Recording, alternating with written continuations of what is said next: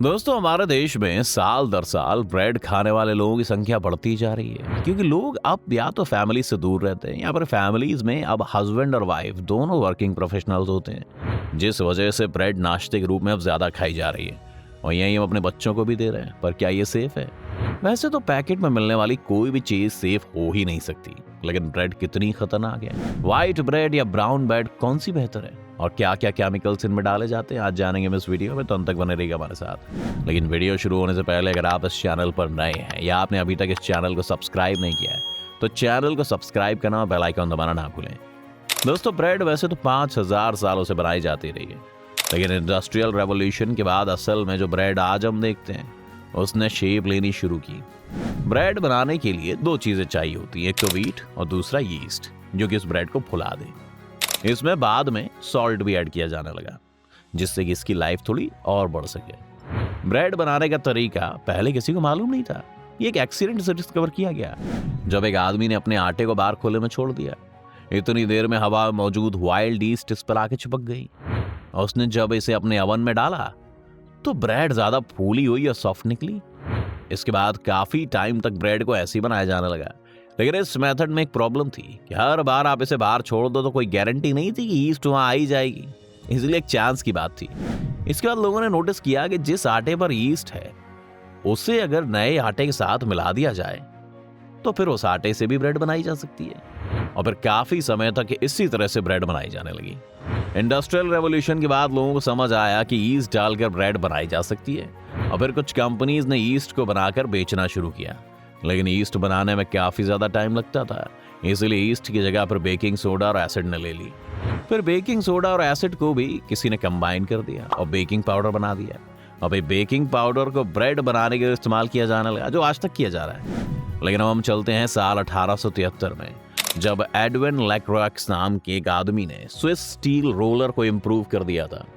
ये मशीन गेहूं के दाने के बाहर के हिस्से यानी ब्रैन को अंदर के एंडोस्पर्म से अलग कर देती थी।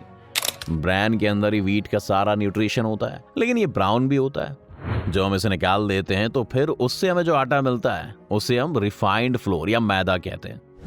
इस मशीन के आविष्कार के बाद अब ब्राउन ब्रेड की जगह मार्केट में व्हाइट ब्रेड ने ले ली थी, लेकिन एक प्रॉब्लम थी कि इस आटे को व्हाइट करने के लिए थोड़ा समय इंतजार करना पड़ता था।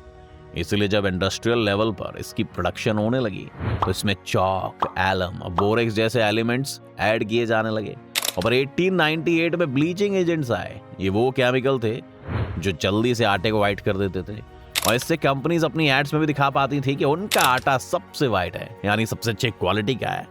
इस नई टेक्नोलॉजी के लिए हर जगह पेटेंट फाइल होने लगे और कई विरोधों के बावजूद भी कंपनी ने सरकार को इनकी परमिशन देने के लिए मना लिया। एक कॉमन ब्लीचिंग एजेंट जो ब्रेड में यूज किया जाता था वो था पोटेशियम ब्रोमेट, जिसे 1916 में इंट्रोड्यूस किया गया। आज हम जानते हैं कि ये केमिकल किडनी डिसीज और कुछ रैट्स में तो थायराइड कैंसर जैसी बीमारियां पैदा करता है। इसे यूरोप, ब्राजील, चाइना में बैन कर दिया गया है, लेकिन 2016 में जब centre for science and environment ने भारत में अलग अलग ब्रेड्स के सैंपल्स की जांच की तो 84% ब्रेड्स में केमिकल पाया गया। इसके साथ साथ उनमें पोटेशियम आयोडाइड नाम का केमिकल की मात्रा भी ज्यादा मिली। इसलिए ऑल इंडिया ब्रेड एसोसिएशन ने खुद ही यह फैसला किया कि वो इन केमिकल्स का यूज नहीं करेंगे। एक महीने बाद भारत सरकार ने भी पोटेशियम ब्रोमेट को बैन कर दिया और पोटेशियम आयोडाइड को पैनल को जांच के लिए रेफर कर दिया गया। हालांकि सबसे ज्यादा शॉकिंग बात यह है कि अमेरिका में अब तक इस केमिकल को बैन नहीं किया गया है, जबकि वहां की मीडिया में इसे लेकर लगातार आर्टिकल्स छपते आए। खैर, इसके बाद अगली चीज जो आज के ब्रेड्स में डाली जाती है वो है आर्टिफिशियल प्रिजर्वेटिव्स। इसकी शुरुआत हुई थी 1928 में, जब पहली बार किसी कंपनी ने स्लाइस्ड ब्रेड बनाई थी।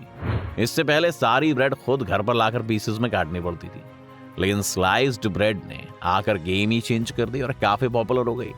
लेकिन इसका एक नुकसान ये था कि ब्रेड की स्लाइसेस जल्दी खराब हो जाती है। इस वजह से स्लाइस्ड ब्रेड का आइडिया लोगों को पसंद तो आया, लेकिन फिर बाद में फ्लॉप रहा। लेकिन फिर इसमें आर्टिफिशियल प्रिजर्वेटिव्स ऐड कर दिए गए ताकि इनकी शेल्फ लाइफ बढ़ाई जा सके। तो अब हिस्ट्री के बाद देखते हैं कि आज की ब्रेड में क्या क्या डाला जाता है और वो हमारे लिए कैसी है। व्हाइट ब्रेड में पहली चीज तो मैदा ही है, जो 50 से 53% होता है। मैदे के साथ एक नुकसान ये है कि बॉडी में शुगर और इंसुलिन स्पाइक लेकर आता है, जिस कारण अगर आप सालों तक ब्रेड खा रहे हैं तो आपकी बॉडी में इंसुलिन को लेकर रेजिस्टेंस पैदा हो जाता है। जो आने वाले टाइम में टाइप 2 डायबिटीज का कारण बनती है। इसके अलावा मैदे से बॉडी में बैड कोलेस्ट्रॉल भी बढ़ता है, जो हार्ट प्रॉब्लम के साथ साथ आपकी फूड ऑफ क्रेविंग को भी बढ़ा देती है और आपको मूड स्विंग्स होने लगती हैं। दूसरी चीज इस ब्रेड में एक्स्ट्रा एडेड शुगर होती है, जो कि बॉडी के लिए अच्छी नहीं है।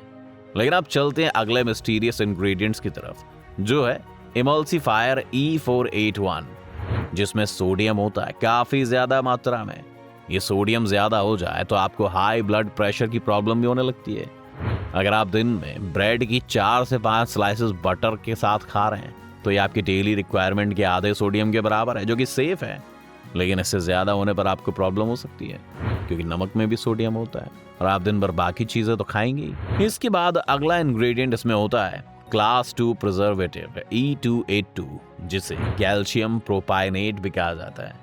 International journal of molecule epidemiology and genetics में पब्लिश जून 2016 के एक लेख के मुताबिक इस केमिकल से आपके शरीर में एलर्जीज, इंटॉलरेंसेस और स्किन रैशेस के साथ साथ माइग्रेन हेडेक्स भी डेवलप हो सकती हैं।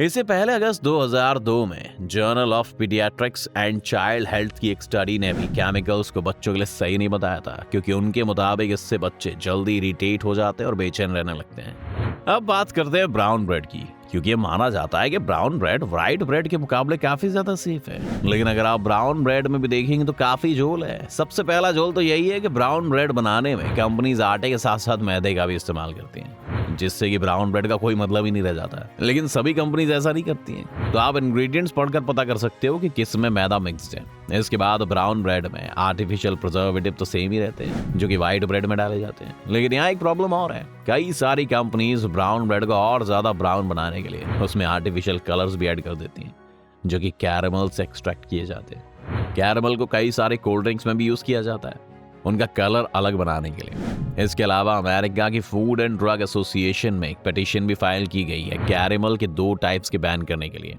तो जैसा कि आप देख सकते हैं कि ब्राउन ब्रेड और व्हाइट ब्रेड में कोई खास फर्क नहीं है, क्योंकि अगर हम आटे और मैदे को छोड़ दें तो बाकी सभी केमिकल्स तो दोनों में ही डाले जा रहे हैं। बल्कि व्हाइट ब्रेड में फिर भी कैरेमल नहीं है, तो वो ज्यादा सेफ है। तो अब इससे सवाल ये उठता है कि क्या ब्रेड खानी छोड़ दी जाए?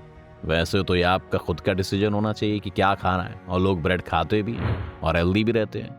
लेकिन फिर भी जब इतने सारे केमिकल्स और इतनी सारी स्टडीज इन पर हो चुकी हैं, तो फिर क्यों ही लेना? इसके अलावा अगर आप चाहें तो कुछ लोग अभी भी ट्रेडिशनल स्टाइल से बिना केमिकल्स की ब्रेड बनाते हैं, तो आप उन ऑप्शंस की तरफ भी जा सकते हैं। खैर, आप वैसे अपने दिन की शुरुआत किस तरह के नाश्ते से करते हैं, हमें कमेंट्स में जरूर लिखिएगा। उम्मीद है आपको आज की इस वीडियो से काफी कुछ नया सीखने को मिला होगा। अगर आपको वीडियो पसंद आए हो तो वीडियो को लाइक करें, और अगर आप इस चैनल पर नए हैं तो जाने से पहले चैनल को सब्सक्राइब करना भी ना भूलें।